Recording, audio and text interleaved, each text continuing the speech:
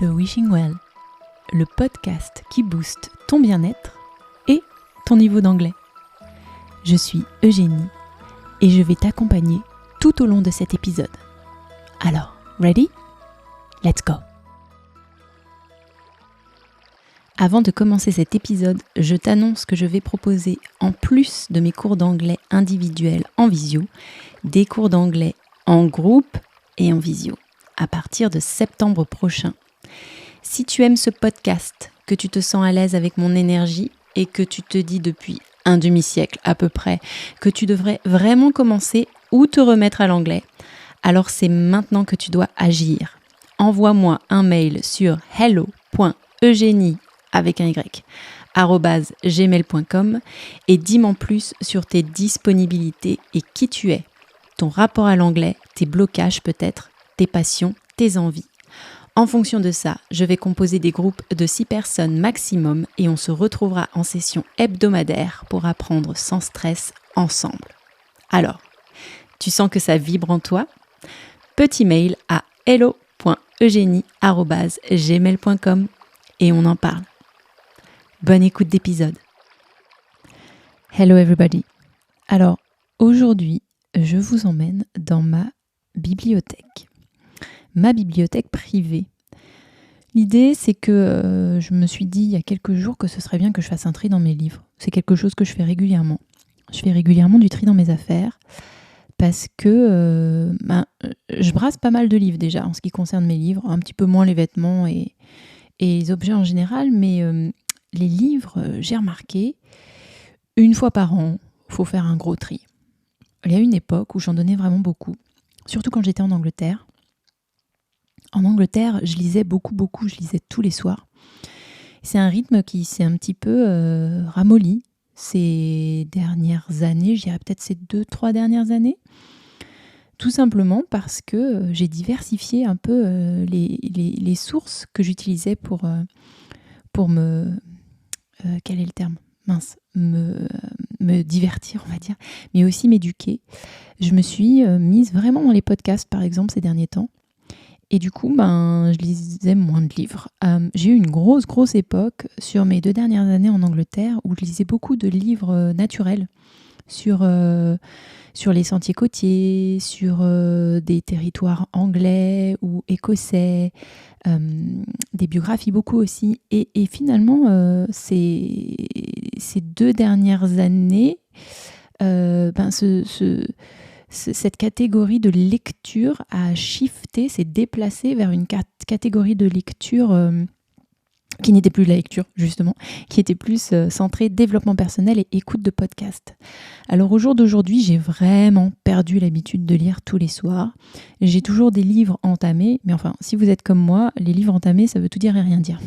J'en ai un dans les toilettes, qui est un livre de fiction sur une prétendue époque victorienne où les dragons existeraient mais seraient très peu étudiés et donc on suit les aventures de cette femme qui deviendra la plus grande spécialiste des dragons en son temps.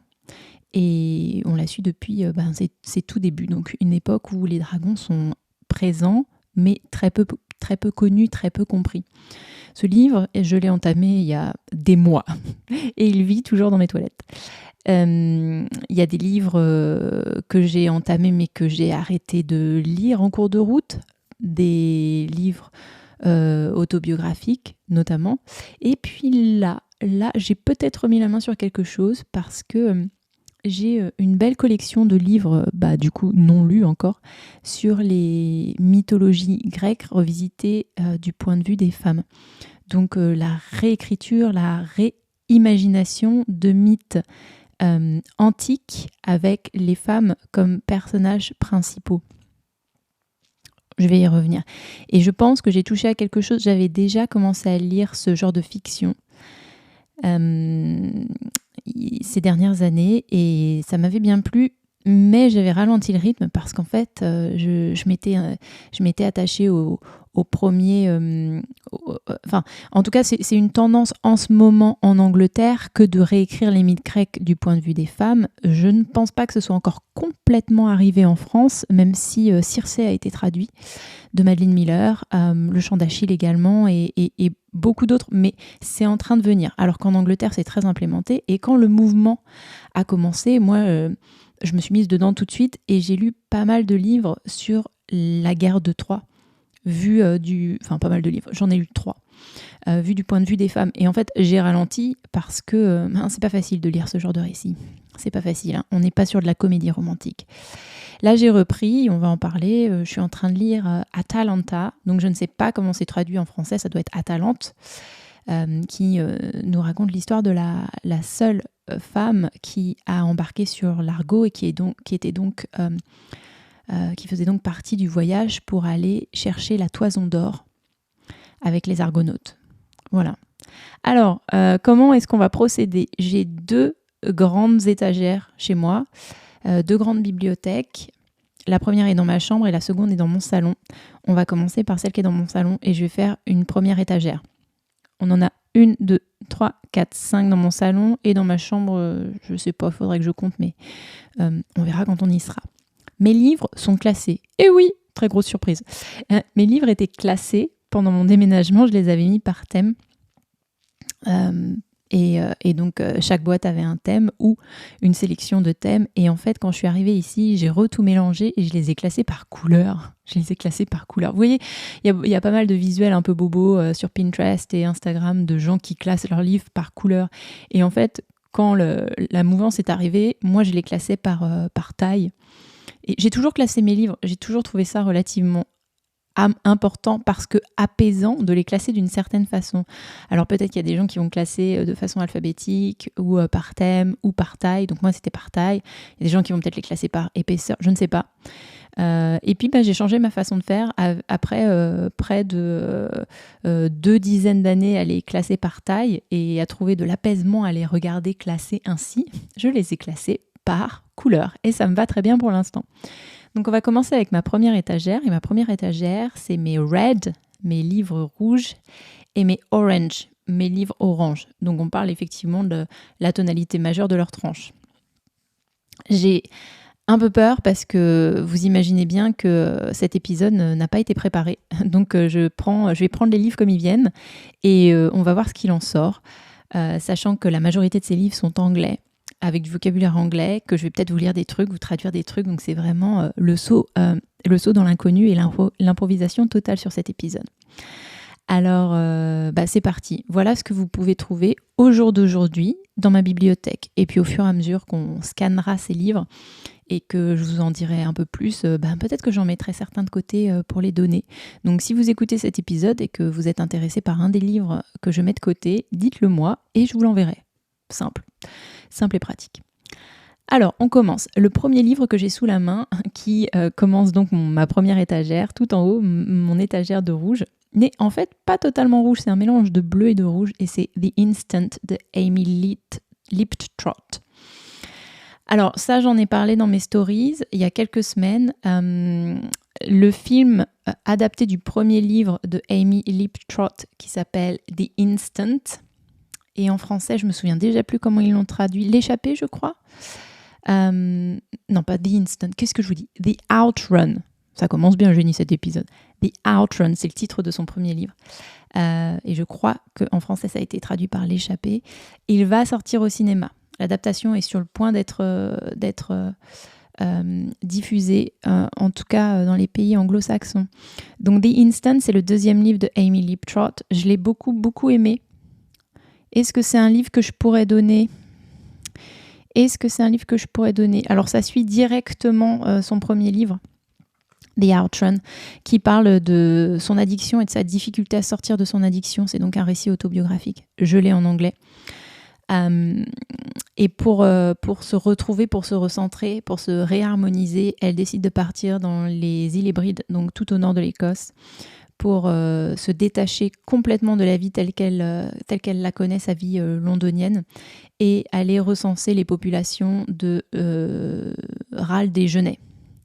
Un oiseau extrêmement rare et en voie d'extinction. Et en fait, en se reconnectant à d'abord l'endroit d'où elle vient et puis la nature et cette mission qui l'amène à chercher cet oiseau qui est virtuellement invisible. On cherche et on le trouve pas, on sait qu'il est là, mais en fait, c'est la recherche parallèle de qui elle est, de ce qu'elle était, cette chose invisible. On sait que c'est là et on le cherche et on le trouve pas.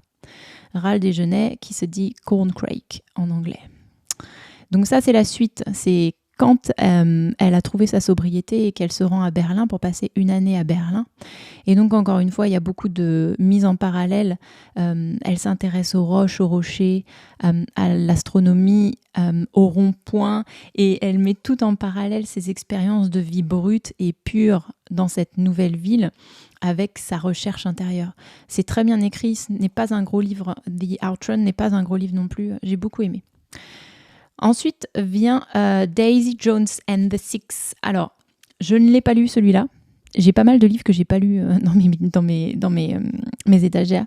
Je l'ai acheté parce que j'avais vu la série qui est sur Prime Video, qui s'appelle, c'est une série éponyme, hein, Daisy Jones and the Six. C'est l'histoire imaginée de la formation et l'écroulement d'un groupe de pop rock dans les années 80. Ils en ont fait une série sur Prime qui a 6 ou 8 épisodes. C'est pas mal, mais alors c'est a priori largement inspiré de Fleetwood Mac, de l'histoire du groupe Fleetwood Mac.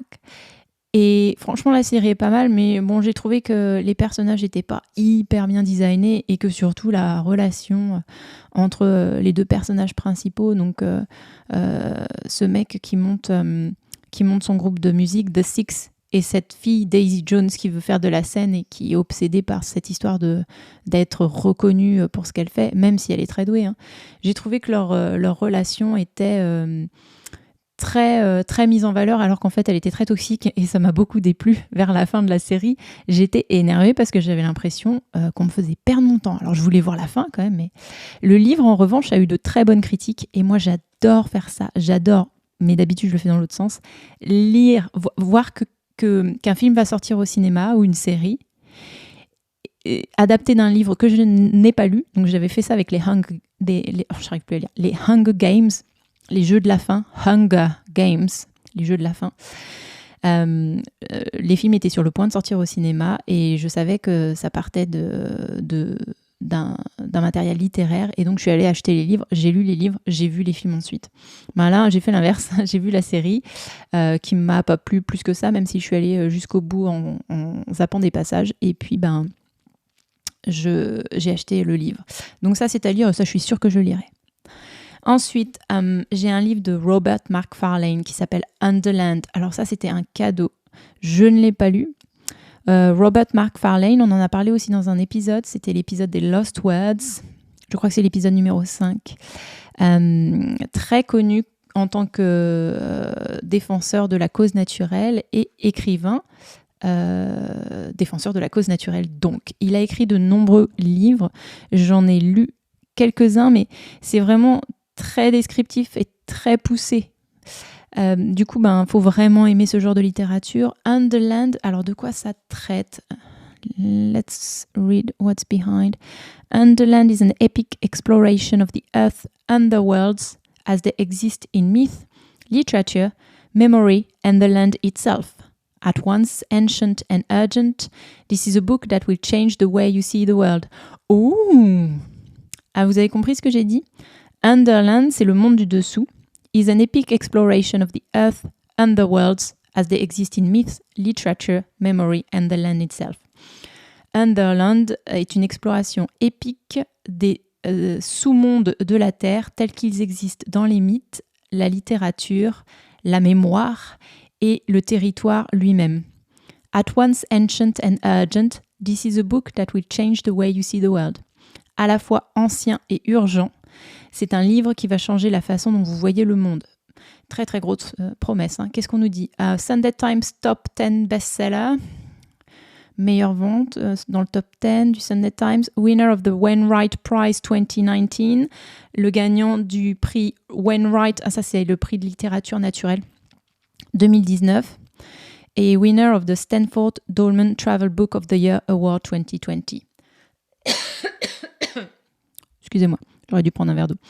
Et le gagnant du Stanford Dolman livre de voyage.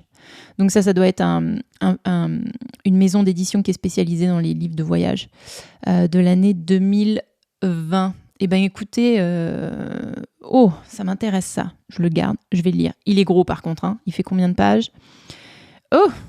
Il fait combien de pages ? 495. Eh bien, bon courage à moi. Ces 3 premiers livres sont donc anglais. Ensuite, j'ai un livre français qui s'appelle Laura Lisi et les hommes gobelins de Christina Rossetti, Clémentine Beauvais et Digli aux éditions La Ville Brûle. Alors, le premier livre français, mais c'est un livre qui nous traduit une poésie anglaise qui n'avait jusque-là jamais été traduite. Je vous lis ce qui a marqué derrière. Il était une fois 2 sœurs, l'une voulait goûter le fruit défendu, l'autre en avait peur. Dans la vallée au loin, les hommes gobelins. Ça, c'est un exercice où effectivement les 3 jeunes femmes que je viens de citer se sont liées pour nous traduire une poésie qui s'appelle Goblin Market, donc le texte original en anglais, qui n'avait jamais été traduite en français jusque-là.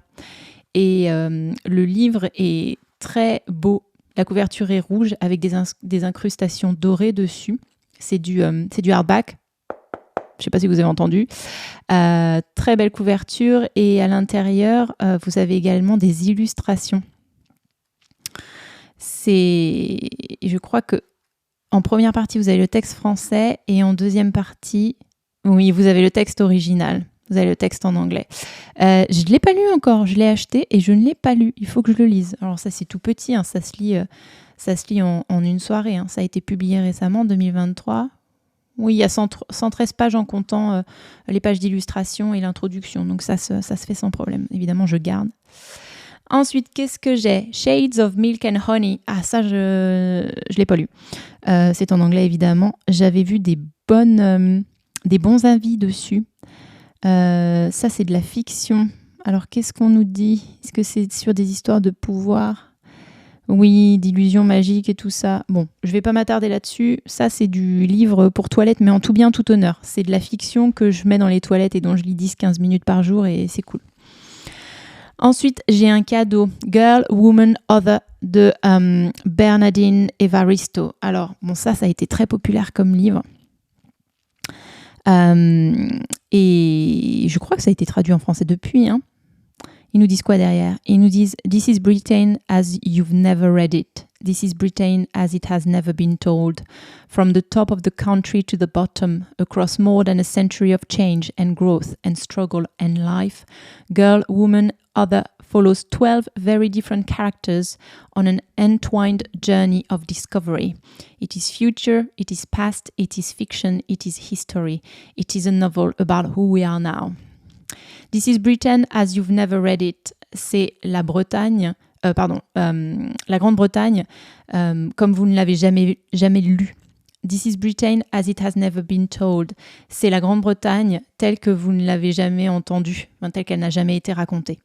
From the top of the country to the bottom, du haut du pays jusqu'au bas, across more than a century of change and growth and struggle and life, au travers de plus d'un siècle de changements, de développement, de galères, de difficultés et de vie, Girl, Woman, Other follows 12 very different characters on an entwined journey of discovery.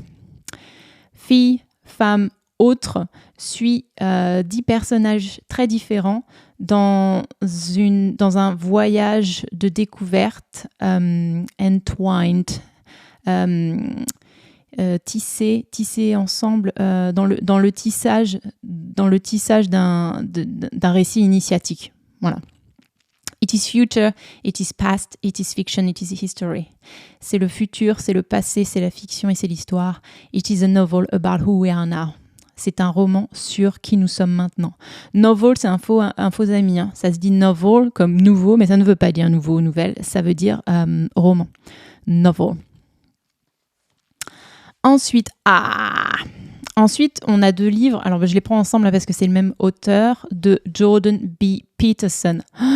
Un cadeau du ciel. Cette personne, un cadeau du ciel. J'ai commencé une série, je vous en ai mis qu'un épisode, qui s'appelle Mighty Mentors, et je vous avais parlé de Sharon Blackie dedans. Ça, c'est dans mon épisode numéro 2, je crois, où je vous explique d'où vient The Wishing Well, l'origine du nom. Et c'est le seul épisode de Mighty Mentors que je vous ai publié au jour d'aujourd'hui, parce que cette catégorie-là, elle m'est très précieuse. Il y a quelques personnalités dont je suis le travail régulièrement et dont je touche le travail avec beaucoup de révérence. Et donc, j'ai beaucoup de choses à dire sur leur travail, mais comme je suis encore au début de mon aventure podcast, j'ose pas trop. Je m'auto-limite tout simplement parce que je voudrais être à la hauteur dans ma transmission de ce que eux-mêmes m'ont transmis. C'est pas pour rien que ça s'appelle Mighty Mentors, cette série que je vais utiliser de temps en temps, parce qu'ils sont géants pour moi et que ce sont vraiment des mentors, ce sont des figures qui font que mon développement personnel s'élance et change de palier quasiment à chaque fois que je les entends parler. D'accord ? Donc Jordan Peterson, c'est une de ses personnalités. Il met pas tout le monde d'accord. Il est assez, quand vous le voyez, il est assez brut dans ce qu'il dit. Il est américain. Et il a écrit notamment 2 livres, mais il a également un podcast qui a plusieurs centaines d'épisodes maintenant, où il a des invités. Je trouve que tout ce qu'il dit mérite d'être entendu. Après, effectivement, il y a pas mal de levées de boucliers sur certains de ses propos, mais tout ce qu'il dit est agrémenté de sens, est agrémenté de bon sens d'abord, ensuite de vraies réflexions intellectuelles et émotionnelles. Et je pense que ça vient de challenger beaucoup de nos concepts et que c'est pour ça que les gens sont en telle propension irrités par ce qu'il peut dire. Je vois également d'où ça vient et je pense aussi que il parle beaucoup de politique et que son bord politique met pas tout le monde d'accord non plus. Après, ça n'empêche que les réflexions qu'il fait sur la culture, sur la société, sur la psyché humaine sont vraiment très précieuses et méritent d'être entendues. On n'est pas obligé d'être d'accord, mais oh là là, un cadeau pour le monde. Alors, les 2 livres que j'ai sont 12 Rules for Life, An Antidote to Chaos, 12 règles pour faire la vie, ou pour la vie, ça dépend comment tu veux le traduire, un antidote au chaos, The Multi-Million Copy Bestseller, le best-seller aux multimillions de copies vendues. Et j'ai le livre qui a suivi qui s'appelle Beyond Order, 12 More Rules for Life. Au-delà de l'ordre, 12 règles supplémentaires pour la vie. Je ne les ai pas lus. Jordan Peterson, je l'écoute surtout, j'écoute son podcast et j'écoute ses contenus sur sa chaîne YouTube ou sur ce qu'on peut trouver sur Internet. Il faut que je les lise. Mon ex, le père de ma fille, John, avait lu 12 Rules for Life et c'est comme ça que j'ai entendu parler de Jordan B. Peterson en premier. John, c'est quelqu'un qui lisait beaucoup, enfin il lit toujours beaucoup, mais du coup je fais moins partie de son quotidien, donc je suis un petit peu moins au courant, et qui était toujours en quête de livres de développement personnel qui pouvaient l'aider à mieux faire la vie. C'était quelqu'un qui essayait d'apprivoiser ses propres démons et qui était dans une recherche active de ça. Donc il n'était pas rare qu'il soit l'instigateur de mes propres curiosités, mes propres lectures en termes de développement personnel. Donc ces 2 livres-là font partie de ma bibliothèque, vont être lus et gardés avec révérence. Ensuite, qu'est-ce qu'on a ? Oui, donc avant de passer, je conclus sur les livres de Peterson. 12 règles de vie, ça veut dire ce que ça veut dire. Le livre expose 12 règles de vie. En tout cas, je vous parle du premier. Je vais vous en choper une au hasard. Oh, il y a un petit dessin de ma fille dedans comme marque-page. Oh, trop mignon. Qu'est-ce qu'on nous dit ? Je vais peut-être aller voir la règle numéro 1, par exemple. Ah, ok. Table of content, c'est ton sommaire. Table of contents, la table des contenus. Qu'est-ce qu'on nous dit ? Rule 1. Stand up straight with your shoulders back. Tiens-toi droit avec tes épaules en arrière. Rule 2. Treat yourself like someone you are responsible for helping. Traite-toi, toi-même, comme quelqu'un que tu as la responsabilité d'aider. Alors évidemment, on condense en une phrase quelque chose, un concept qui met peut-être 30, 40 pages à être expliqué le long du livre. Donc ne nous arrêtons pas littéralement à l'intitulé de ces règles. Rule 3. Make friends with people who want the best for you. Règle 3.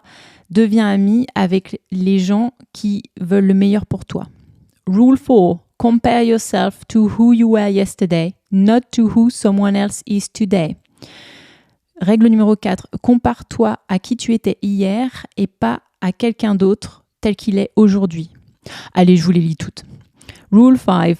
Do not let your children do anything that makes you dislike them. Règle numéro 5. Ne laissez pas vos enfants faire quoi que ce soit qui fasse que vous les appréciez moins. Rule 6. Set your house in perfect order before you criticize the world. Règle numéro 6. Range ta maison dans un ordre parfait avant de critiquer le reste du monde. Rule 7. Pursue what is meaningful, not what is expedient. Règle numéro 7. Pursue, c'est poursuivre, mais c'est pas poursuivre, courir après, c'est aller vers... vise quelque chose de meaningful, c'est plein de sens. Not what is expedient, pas ce qui est rapide à avoir. Rule 8. Tell the truth or at least don't lie. Règle numéro 8. Dis la vérité ou du moins ne mens pas. Rule 9. Assume that the person you are listening to might know something you don't. Règle numéro 9. Attention, faux amis. Assume, ça ne veut pas dire assume, mais un petit peu. Ça veut dire part du principe que la personne que tu écoutes puisse... c'est français ce que je viens de vous dire. Part du principe que la personne que tu écoutes puisse savoir quelque chose que tu ne sais pas.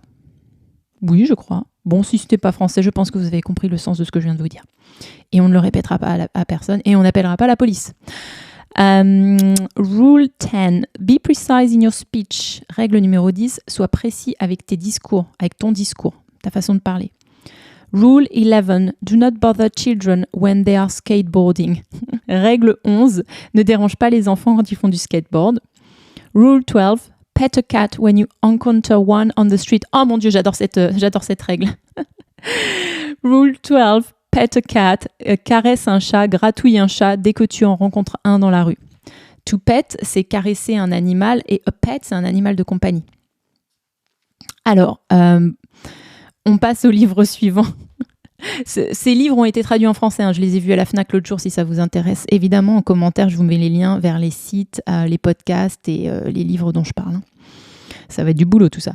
Alors, le livre suivant, les 2 livres suivants sont des livres en anglais évidemment et naturels. Le premier c'est Foxes Unearthed et le deuxième c'est Homing. Alors le premier, Foxes Unearthed, c'est sur les renards. Unearth, c'est quelque chose qu'on déterre, c'est quelque chose qu'on découvre de la terre aussi, un peu comme un trésor, comme une richesse du sol.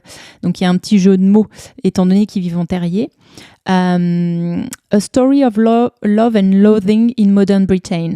Une histoire d'amour et de haine dans la Grande-Bretagne moderne. C'est un livre sur les renards et le rapport qu'ont les Anglais avec leurs renards. Ce qu'il faut savoir, si vous êtes déjà passé en Angleterre, vous l'avez certainement remarqué, mais si vous n'êtes jamais passé en Angleterre, ça va être peut-être une découverte. C'est que des renards, il y en a partout et on les voit. Ils vivent vraiment dans les cités avec nous. Et le soir, dès que c'est la tombée de la nuit, ils sortent. Donc, ils sont cachés en journée, ils se reposent. Et le soir, ils sortent pour aller chercher à manger et faire leur petite vie sociale dans les rues des villes. Et des villages, évidemment. Mais Et donc, ce sont vraiment des familiers, on les voit régulièrement. Moi, j'en ai vu, mais des centaines. Si vous avez suivi mon parcours sur Instagram, notamment aux alentours de 2020, vous avez vu que toute ma quarantaine, je l'ai passée sur mon espace potager et que j'avais fait une petite série qui s'appelait Twilight Rendezvous à l'époque, où je postais à peu près tous les jours les photos que je prenais de mon jardin, de mon potager, de l'évolution, et des renards qui venaient me voir pendant que je venais arroser et m'occuper le soir de cet espace-là. C'est absolument extraordinaire. Moi, j'ai trouvé ça très enchanteur quand j'étais en Angleterre, et c'est vrai que le rapport à la faune sauvage de proximité est complètement différente là-bas.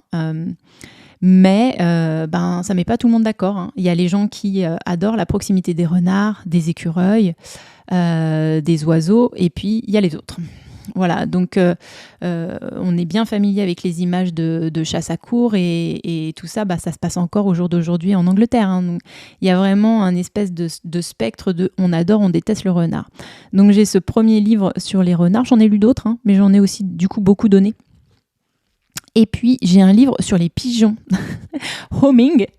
Home, c'est la maison. Homing, c'est pas rester à la maison, mais peut-être retrouver sa maison, retrouver le chemin de la maison, quelque chose de cet ordre-là. Et c'est sur les pigeons, mais les pigeons voyageurs. Donc, les pigeons domestiqués qui font des courses de pigeons voyageurs. Et c'est un petit peu pareil qu'avec les renards. Il y a une espèce de relation amour-haine avec les pigeons en Angleterre. Moi, j'ai vraiment développé un amour des oiseaux avec mon séjour là-bas, qui s'est modulé petit à petit. Et j'ai eu ma phase, j'ai envie d'avoir des pigeons. Je veux un colombier, je veux des pigeons, je veux. Bon, alors ça ne s'est pas fait, mais j'ai lu ce livre et je l'ai gardé parce qu'il était absolument incroyable. Et on dirait pas comme ça. Mais bon, après, il faut aimer le royaume animal aussi. Petite pause publicitaire. Si tu écoutes ce podcast et que tu te sens un peu jaloux ou jalouse, c'est peut-être le signe que toi aussi, tu aimerais avoir ton propre podcast. Auquel cas, tu prends ça comme un signe de l'univers, tu vas dans les commentaires de cet épisode, je te mets le lien de la formation que j'ai moi-même faite qui s'appelle Podcast Révolution de Julien de Juno Audio. Tu cliques, tu te lances, tu balances les excuses. Tu n'es pas prêt, tu n'es pas prête, on n'est jamais prêt, on n'est jamais prête. Lance-toi. Bye. Voilà, on a fait la moitié. Donc on se rend compte déjà qu'il y a beaucoup de livres sur la nature, l'espace naturel, et puis des livres en français, ça se compte sur les doigts d'une main. Je crois qu'on en a vu un passer. Voilà. Alors, la deuxième partie de cette étagère, j'ai un livre qui s'appelle The Old Straight Track de Alfred Watkins. Alors ça, je ne l'ai pas lu, mais tous ces livres que j'ai envie de lire, je ne vais pas y arriver. Il est assez gros et sur la couverture, on voit un paysage de collines. La couverture est orange et vous avez des incrustations d'or dessus. Vous voyez des arbres, des collines et une tour au loin. Je pense que c'est le Tor de Glastonbury. J'en suis presque sûre. Et ça, c'est un livre sur les ley lines. Je ne veux pas vous dire de bêtises. Ouais, c'est ça. Les ley lines, c'est les lignes d'énergie qui traversent nos territoires. Alors, je ne sais pas si vous en avez entendu parler. En Angleterre, vous en avez quelques-unes, et notamment à Glastonbury, et je parle souvent de Glastonbury, où vous avez la ligne de Michael et la ligne de Mary qui se croisent. Ce sont des lignes de force énergétique puissante, dit-on, sur lesquelles seraient construits des monuments de grande importance spirituelle. Je crois que c'est sur la ligne de Saint-Michael que sont construites la majorité des édifices qui t'emmènent le long du pèlerinage de Compostelle. Je ne veux pas vous dire de bêtises, on va vérifier tout ça. Je lance ça dans le vent parce qu'il me semble de mémoire que c'est le cas. Et donc ce livre, c'est un livre sur ce thème-là, sur les lignes énergétiques qui traversent notre monde. Mais du coup, ça doit être... je lis vite fait le derrière. Qu'est-ce qui est marqué ? One summer afternoon in 1921, a man stopped at the crossroad in rural Hertfordshire and saw a pattern in the landscape that fascinated him. Hilltops, stretch of old lane, 2 encampments, all in a dead straight line. Thus was born Alfred Watkins' concept of ley lines, a supposed network of ancient trackways used by our Neolithic ancestors. Watkins first published his ley theory in the Old Straight Track in 1925, and it has intrigued and inspired generations of readers ever since. Oui, c'est bien ça. C'est bien ça. C'est la relation ancestrale avec ces lignes d'énergie et de construction, ces lignes toutes droites en fait. Et notre rapport à elles au jour d'aujourd'hui. Bon, je mets ça de côté. On va pas le lire tout de suite parce que c'est un gros livre. Comme celui qui arrive, The Book of Trespass de Nick Hayes. Alors ça, c'était un cadeau aussi. Gros débat avant que je parte d'Angleterre. Le territoire anglais est privatisé très très majoritairement. C'est-à-dire que nous, quand on part en camping-car et qu'on s'arrête sur le bord de la route pour camper, c'est très difficile, ou dans un champ, c'est très difficile de faire ça en Angleterre parce que vraiment la majorité du territoire est privatisé. Il était question il y a quelques années de privatiser encore davantage et de remettre au goût du jour alors, comment ça se traduit en français ? Les fraudes pour cause de trépasser, de trépassement, de trépassage, de trespass. Encore un autre exemple de moi qui ne peut pas traduire en français. On dit trépasser, hein. Mais du coup c'est trépassement. Je ne peux pas vous traduire ce terme en français, vous allez devoir le faire sans moi. Et ça, c'est donc le livre qui est sorti pour manifester contre ça et contre le droit encore de pouvoir se promener dans la campagne anglaise sur les chemins publics sans être accusé de traverser un territoire privé et d'être en infraction. Pareil avec le camping sauvage. Gros débat ces dernières années en Angleterre sur le camping sauvage et gros soulèvement de la populace autour du fait que c'est notre territoire à tous. Donc juste laissez-nous dormir dessus si on a envie avec nos tentes et nos duvets, quoi. Voilà. Qu'est-ce qu'ils nous disent ? Il y a des données derrière. The vast majority of our country is entirely unknown to us because we are banned from setting foot on it. By law of trespass, we are excluded from 92% of the land and 97% of its waterways. Ouais, la vaste majorité du pays nous est inconnue parce que nous sommes bannis du droit d'y poser le pied. Par loi de trépasser, nous sommes exclus de 92% de notre terre et de 97% de ses chemins d'eau. C'est quand même quelque chose. Hein ?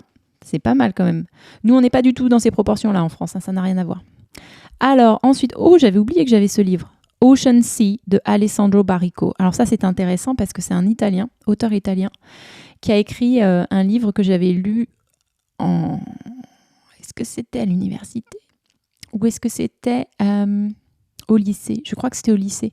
Un tout petit livre qui s'appelle Soie, qui était très beau, très très beau, sur un marchand de verre à soie, à l'époque où le Japon ouvrait ses frontières aux étrangers. Et l'écriture était très belle, la traduction avait été très réussie. Et donc j'avais trouvé ce livre, il a encore son prix derrière, £1. Il m'a coûté £1, les gens, dis donc, ruiné. J'ai trouvé ce livre en Angleterre, Ocean Sea, et je ne l'ai jamais fini. Attendez, est-ce que je l'ai fini ou pas ? Je m'en souviens pas du tout. Je vais réessayer de le relire aussi. Intéressant parce que traduit de l'italien, donc après tout je pourrais bien le racheter en français et ne pas m'imposer de le lire en anglais puisque de toute façon ce n'est pas sa langue d'origine. À voir. Ça fait partie des livres que j'ai acheté un jour sur un coup de tête et que j'ai gardé. C'est un des livres que j'ai gardé le plus longtemps justement parce que je ne l'ai pas lu mais que j'ai la volonté de. Alors ensuite, on a Wintering de Catherine May. Très très bon livre que j'ai pas lu il y a si longtemps. J'ai dû le lire il y a 1 an et je l'ai gardé. Un gros best-seller en Angleterre. C'est sur les moments de notre vie. Alors wintering, ça veut dire être en hiver. De winter et ing à la fin, c'est l'action de être en hivernage. C'est un livre sur le bénéfice, les cadeaux des moments de notre vie où on est en état d'hivernage, de sommeil, de manque d'énergie, d'hibernation, de jachère. A beautiful, gentle exploration of the dark season of life and the light of spring that eventually follows. Une belle et douce exploration de cette saison de vie sombre et de la lumière du printemps qui, à la fin, arrivera. Très très bon livre. Alors là, c'est un livre autobiographique, mais où l'autrice va aussi rencontrer des gens. Elle va rencontrer des gens de culture, par exemple, si par exemple elle fait un chapitre sur le soleil, les apports du soleil pour nous aider à vivre mieux, produire les bonnes vitamines et avoir un meilleur état d'esprit, eh bien, elle va aller interviewer une personne dans un pays nordique qui est donc confrontée à des problématiques de l'ordre de, on a des périodes de l'année où il n'y a en fait pas de soleil, et donc les rituels qu'ils ont et qu'ils ont gardés pour pouvoir pallier à ce challenge-là. Là, je tombe sur une page où j'ai surligné un encart. Alors, on va regarder. Ghosts may be a part of the terror of Halloween, but our love of ghost stories betrays a far more fragile desire that we do not fade so easily from this life. We spend a lot of time talking about leaving a legacy in the world, grand or small, financial or reputational, so that we won't be forgotten. But ghost stories shows us a different concern hidden under our bluster. We hope that the dead won't forget us. We hope that we, the living, will not lose the meanings that seem to evaporate when our loved ones die. Donc là, c'est un chapitre sur les histoires de fantômes. Et elle dit, les fantômes sont peut-être les choses qui nous terrorisent à Halloween, mais notre amour des histoires de fantômes trahit un désir encore plus fragile que nous ne soyons pas effacés si facilement de cette vie. On parle beaucoup de laisser un testament, dans une marque de ce que nous avons été, de ce que nous avons fait dans ce monde, petite ou grande, financière ou de réputation, pour ne pas être oubliés. Mais les histoires de fantômes nous montrent une problématique différente, cachée. On espère que les morts ne vont pas nous oublier. On espère que nous, les vivants, on ne va pas perdre le sens qui s'évapore quand nous-mêmes perdons ceux que nous aimons. Ouh. Ouais, c'est un livre profond. C'est un livre cathartique, pour si vous êtes dans une époque de votre vie où vous vous sentez en hiver, et à plus forte raison si vous sentez que vous avez du mal à passer ou en tout cas que la roue tourne lentement, trop lentement à votre goût, et qu'elle a du mal à se caler sur l'arrivée du printemps. Je pense que c'est un livre qui a été traduit maintenant. Catherine May Wintering. Vous devriez y avoir accès. Ensuite, Smoke Hall de Martin Shaw. Alors là, un autre mentor. Je n'ai pas tous ces livres, mais de tous les mentors que je suis, s'il y en a bien un dont je voudrais connaître par cœur le contenu, c'est lui. C'est un conteur. Et il est spécialisé. Alors déjà, il vit dans le Dartmoor, donc il vit en haut de la Cornouaille. Dans un espace de l'Angleterre assez désolé, de plaine et de poneys sauvages. Et il est conteur, il est spécialisé dans la signification moderne de ce que les mythes ancestraux nous disent. Donc pas si éloigné de Sharon Blackie, mais qui elle a une spécialité dans le féminin et le celtique. Martin Shaw, c'est quelque chose. Ses ouvrages sont extrêmement bien écrits, très très profonds. C'est pas facile à lire si vous n'êtes pas confortable à 100% avec l'anglais. Et voilà. Et donc la première critique que je vois derrière, c'est une critique de Madeline Miller qui a écrit Circé, qui est mon livre préféré au monde, qui a été traduit en français. Elle dit « With potent lyrical language and a profound knowledge of storytelling, Shaw encourages and illuminates the mythic in our own lives. He is a modern day bard. » With potent. Alors potent, c'est quelque chose de puissant, comme une potion. C'est concentré. Lyrical language and a powerful knowledge of storytelling. avec un langage lyrique et puissant et une connaissance profonde de storytelling. Tu divises en deux, story c'est histoire et telling c'est dire, donc de l'art de conter. Show encourages and illuminates the mythic in our own lives. Show encourage et illumine le mythique dans nos propres vies. He is a modern day bard. C'est un troubadour moderne. Et c'est tout à fait ça. Je ne plonge pas dans l'histoire. Chacun de ces livres a une thématique différente. Celui-là, Smoke Hole, je veux pas vous dire de bêtises parce que j'en ai lu plusieurs de ces livres. Est-ce que c'est sur les vigils?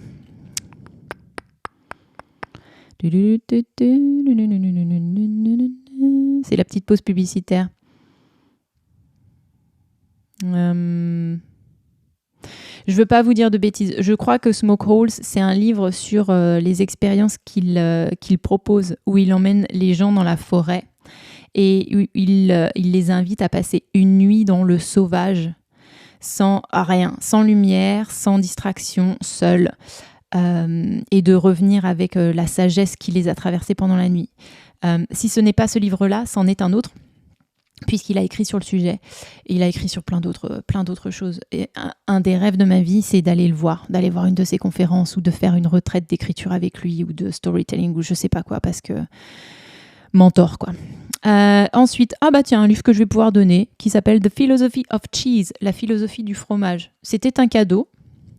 Mais ça ne m'intéresse pas plus que ça. Voilà, je le mets de côté. Si toi ça t'intéresse, c'est de Patrick McGuigan et c'est en anglais. Ensuite, on a Circé. Circé, je l'ai en 3 copies. C'est mon livre absolument préféré. Est-ce que c'est ma copie originale? Oui, parce qu'elle est pleine de post-it. J'adore ce livre.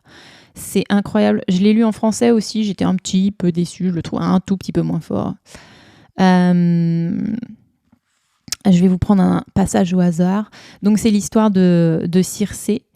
C'est une de ces histoires dont je vous parlais au tout début, où on réécrit sous l'œil du féminin les mythes grecs. Circé, on la connaît parce que Ulysse s'est arrêté sur son île et ses compagnons de voyage ont été changés en cochons par elle. Voilà, on la connaît que pour ça. Donc, Madeline Miller a écrit tout un livre à son propos. Circé, c'est a priori la première sorcière qui ait jamais existé. Fille de Titan, elle découvre son pouvoir au fur et à mesure et elle se fait exiler sur une île pour avoir donné l'immortalité à un mortel par amour. Voilà, elle rencontre d'autres figures masculines et mythologiques au cours de sa vie. C'est un livre hyper touchant. Voilà, j'ai la chair de poule en vous en parlant, donc c'est le signe que c'est quelque chose d'important pour moi. C'est au jour d'aujourd'hui encore mon livre préféré. Faudrait peut-être que je le relise d'ailleurs. Qu'est-ce qu'elle dit dans le passage que j'ai pris là? What was it you spoke when you healed my skin? A word of power. Will you teach me? Sorcery cannot be taught. You find it yourself or you do not. Ça, c'est une conversation qu'elle a avec son frère. Elle a un frère, une sœur, ils sont tous nés de titans. Son frère est un magicien, est un faiseur de sorts, ou devient en tout cas un faiseur de sorts, et sa sœur est spécialisée dans les poisons. Ils sont dépeints comme 2 êtres assez cruels dans ce livre, et elle, c'est la petite dernière, et elle lui dit là, quel est le mot que tu as dit quand tu as guéri ma peau? Et il lui dit un mot de pouvoir, a word of power. Will you teach it to me? Est-ce que tu vas me l'apprendre? Will you teach it to me? Sorcery cannot be taught. You find it yourself, or you do not. La sorcellerie ne peut être apprise. Non, oui, la sorcellerie ne peut être apprise, mais elle ne peut être enseignée. C'est ça que ça veut dire. La sorcellerie ne peut être enseignée. Tu la trouves toi-même ou tu ne la trouves pas. Oh, un livre extraordinaire. On le garde absolument. Et on l'offre. Je l'ai déjà offert. Ensuite, il nous reste 5 livres. On a Enchantment de Catherine May, qui est la même autrice que l'autrice dont je vous parlais tout à l'heure, qui a écrit Wintering. Je ne l'ai pas lu. Et le sous-titre, c'est Reawakening Wonder in an Exhausted Age. To wake, c'est se réveiller. Réveiller le wonder, l'émerveillement, dans un âge de l'épuisement. Exhausted. Exhausted, c'est quand tu n'as plus d'énergie, quand tu es épuisé. j'avance un peu parce que je vois que cet épisode fait déjà 47 minutes. Ensuite, un autre livre que je n'ai pas lu. Some Kids I Taught and What They Taught Me. Certains enfants à qui j'ai appris et ceux qu'ils m'ont appris eux-mêmes. Prix Orwell de 2020. Et ça, c'est un récit autobiographique sur l'expérience d'une professeure qui s'appelle Kate Clanchy. Ça faisait partie d'une offre. Il y a un petit autocollant dessus. Buy one, get one half price. Achète-en un et achète le deuxième à moitié prix. C'est sûrement pour ça que je l'ai pris, parce que c'est pas ma lecture ordinaire. Et la preuve, je l'ai pas lu encore, mais ça m'avait bien plu de lire le résumé.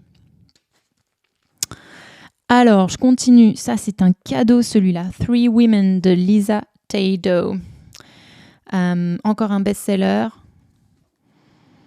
This is the story of three women. Voilà ce qu'on nous dit derrière. C'est l'histoire de 3 femmes.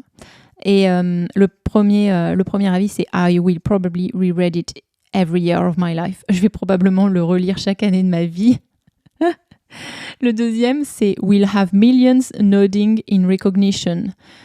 Va avoir des millions hochant la tête de haut en bas. Nodding, c'est faire oui avec la tête. To nod. Pardon.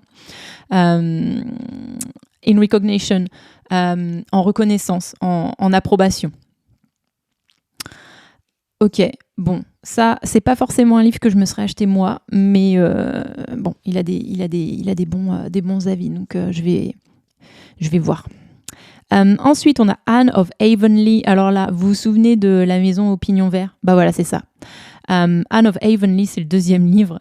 Le premier, c'est Anne of Green Gables, Anne au pignon vert, que j'ai lu. Et j'avais donc acheté ce second livre de L.M. Montgomery pour le lire. C'est très charmant, mais effectivement, j'ai un peu perdu le momentum. Je l'avais acheté pour le lire et puis je ne l'ai pas fait. Et enfin, le dernier livre de cette rangée, Cinder Beta de Martin Shaw et Tony Hoagland. Décidément, la prochaine fois, je prendrai un verre.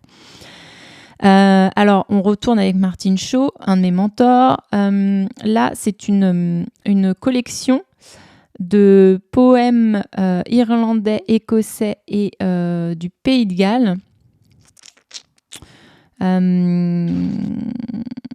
Qu'est-ce qu'il nous disait à la fin ? Oui, c'est des poèmes arthuriens. Je l'ai pas lu. C'est vraiment qu'une collection de poèmes. Et je l'ai acheté parce qu'il était petit et que je l'ai trouvé dans un magasin un jour où je suis allée à Glastonbury. Et je me suis dit, c'est maintenant que jamais. Parce qu'évidemment, tu peux te les faire livrer en France, mais les frais de port, bon. Et puis, je prends toujours comme un signe du destin de tomber de façon complètement aléatoire sur un livre de Martin Shaw. Lors de mes péripéties en Angleterre. C'est pas généreusement vendu dans les librairies. Il a sa maison d'édition. Et tiens, là, c'est pas sa maison d'édition. Grey Wolf Press. Ça, parce que ça doit être une collaboration. Et du coup, tu le trouves pas aux Waterstones ou aux autres enseignes qui vendent des livres en Angleterre. Voilà, j'ai fait le tour de cette première rangée. Bon, si je devais garder qu'un livre, qu'est-ce que je garderais ? Je garderais Circé. Sans aucun doute, je garde Circé. Je l'ai lu 3 fois, je crois. 2 fois en anglais, 1 fois en français. Et ça m'a donné envie de relire, de repasser dessus. Je retourne le chercher du coup et on se lit une dernière citation, une dernière quote au hasard sur une des pages où il y a un post-it. Qu'est-ce qu'on nous dit ? Oh là, une énorme tache noire. Qu'est-ce que c'est ? On dirait du charbon. D'où ça sort ? Bon. Qu'est-ce qu'on nous dit ? Ah, c'est beau ça. Oh là là, j'ai la chair de poule de lire. À un moment donné, elle rencontre Dédale qui a construit le labyrinthe pour le Minotaure et elle a une relation avec lui. Et voilà ce qu'elle dit à la fin du chapitre qui les concerne. Daedalus did not long outlive his son. His limbs turned grey and nerveless, and all his strength was transmuted into smoke. I had no right to claim him, I knew it. But in a solitary life, there are rare moments when another soul dips near yours, as stars once a year brush the earth.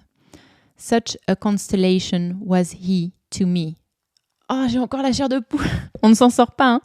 C'est incroyable. Hein. Trouvez le livre qui vous fait cet effet et gardez-le précieusement, relisez-le régulièrement et offrez-le aux gens, quoi. Alors, qu'est-ce qu'elle nous dit? Daedalus did not long outlive his son. Dédale n'a pas longtemps survécu à son fils. His limbs turned grey and nerveless. Ses membres sont devenus gris et sans nerfs. And all his strength was transmuted into smoke. Et toute sa force s'est transmutée en fumée. Je vous fais une traduction littérale. Hein. Bien évidemment que si je me penchais sur le texte, je ne vous le traduirais pas littéralement comme ça. I had no right to claim him. I knew it. Je n'avais aucun droit de le désirer mien. Je le savais. But in a solitary life, there are rare moments when another soul dips near yours, as stars once a year brush the earth. Mais dans une vie solitaire, il existe de rares moments où une autre âme plonge proche de la vôtre, comme les étoiles qui, une fois par an, caressent la terre. Such a constellation was he to me. Petite phrase, mais j'aimerais bien la traduire celle-là. Such a constellation was he to me, parce que c'est très poétique aussi. Such a constellation was he to me. Ça va être moche si je vous le traduis comme ça. Such, telle constellation était-il pour moi. C'est ça que ça veut dire en fait. Il était cette constellation pour moi. Mais si c'est ça que ça veut dire, voilà, je peux pas le traduire. Là, en tout cas, à chaud, je peux pas vous le traduire à la mesure de la poésie que c'est dit en anglais. Such a constellation was he to me. Telle une constellation, il représentait ça pour moi, mais même ça marche pas. J'en ai bégayé. Such a constellation was he to me. Je vais devoir vous laisser là-dessus, sur cette réalisation une fois de plus que la traduction littérale a ses limites et que nous rentrons dans un temps, et ce sera le mot de la fin et la morale de cet épisode, nous rentrons dans un temps où on peut se permettre de beaucoup voyager, de beaucoup s'imprégner, de partir dans une culture étrangère, d'y rester et de savoir que l'on va revenir. Que le coût du voyage, le temps du voyage n'est pas un argument pour y rester bloqué, parce qu'il faut que ça vaille la peine, il faut que ou un frein pour revenir de là où on vient. Je pense que de plus en plus, nous sommes des émissaires qui nous imprégnons d'une culture et revenons imprégnés de cette culture, en être hybride, en être bicéphale à deux cerveaux, et nous partageons à notre culture primaire cette culture secondaire qui est devenue nôtre également, toute proportion gardée, puisque nous ne sommes pas natifs. Nous ne pouvons pas prétendre à être natif. C'est une appartenance que nous n'aurons jamais, puisqu'elle fait partie des fondations de notre vie, dans cette autre culture. Mais de plus en plus, nous pouvons nous imprégner et revenir et créer de la mixité, de l'intelligence, de la compréhension entre deux cultures qui, à une époque encore pas si lointaine, étaient en guerre et ne se comprenaient pas. Donc, la morale de l'histoire, c'est ça. Il y a des choses qu'on ne peut pas vraiment traduire, et aujourd'hui, je crois qu'on a la capacité aussi de ne plus avoir à les traduire. Moi, quand je donne des cours à des adolescents et que je vois qu'ils commencent, là ça commence à m'arriver dans mes cours, je vois qu'ils commencent à intégrer le fait que traduire l'anglais, ce n'est plus le traduire dans leur tête de façon littérale, c'est comprendre ce que ça veut dire, c'est s'imprégner du sentiment, c'est s'imprégner de la peinture et de l'image, et il y a une étape qui saute maintenant. Et en moi, cette étape, elle a sauté. Et donc, la réintroduire pour vous traduire, ça ne marche pas toujours. Et là, parfait exemple de quand ça ne marche pas. Et je dois vous laisser avec cette phrase telle qu'elle et vous dire mais si vous êtes attiré par une culture, par un langage, mais jetez-vous dedans, imprégnez-vous. On a tout ce qu'il nous faut maintenant. Et même si vous ne voyagez pas, c'est dommage parce que tout est à portée de main maintenant. Dans la mesure d'une certaine aisance financière, dirons-nous, pour certains territoires, et de certaines possibilités par rapport au travail et nos obligations sur place, là où nous sommes. Vous avez Internet, nous avons cet outil incroyable dans notre poche maintenant avec nos smartphones. Nous avons l'intelligence du monde telle que nous la connaissons à portée de doigt et instantanément. Vous vous rendez compte, tout est instantané maintenant. Faites-le, imprégnez-vous. Si vous avez l'allant vers quelque chose, si votre curiosité, votre envie, votre chair de poule vous pousse vers ces cultures-là, mais faites-le et encouragez vos enfants à faire de même. Nos enfants seront une version améliorée de ce que nous sommes aujourd'hui. Ils auront d'autres problèmes, au même titre que nous en avons, mais eux ont grandi avec cette technologie qui peut être un outil, mais qui peut être une arme également. Elle peut blesser et elle blesse déjà beaucoup nos enfants, nos adolescents, nos jeunes adultes, parce qu'on ne sait pas trop comment l'utiliser à bon escient. On ne sait pas encore, on essaye de définir, c'est tout nouveau. Mais utiliser comme un outil de compréhension, comme un outil de développement, comme un outil juste d'amélioration de qui nous sommes, c'est une force incroyable telle qu'on n'en a jamais eu dans l'histoire de l'humanité, telle que nous la connaissons aujourd'hui. J'en parlais hier avec mon chéri, on parlait des Atlantes.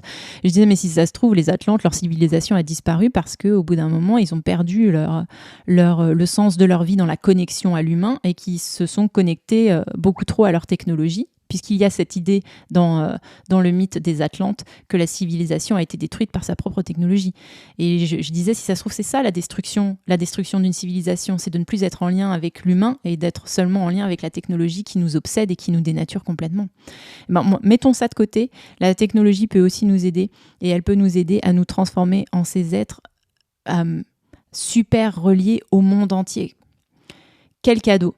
Quel cadeau. Alors, toi qui m'écoutes et qui veux voyager, voyage. Toi qui m'écoutes et qui a des enfants qui veulent voyager, emmène-les en voyage. Toi qui veux regarder tes films en version originale sous-titrée, mets-y-toi maintenant. Plus d'excuses. C'est à portée de main et c'est tellement, tellement, tellement enrichissant. Vous allez devenir des versions synergiques de qui vous êtes. Vous allez être des super hommes et des super femmes grâce à ça. Faites-en bon usage. Bon, ça fait presque 1 heure que je vous parle. On a fait le tour de cette étagère de livres ? Je crois. Lots of love to you. Bye guys. Si cet épisode t'a plu, tu peux t'abonner, partager, me laisser un avis, un commentaire, une super note ou tout plein d'étoiles. Tu peux également me suivre sur mon Instagram, Eugénie_couture, ou m'envoyer un mail sur hello.eugenie@gmail.com. I hope to see you next week. Lots of love.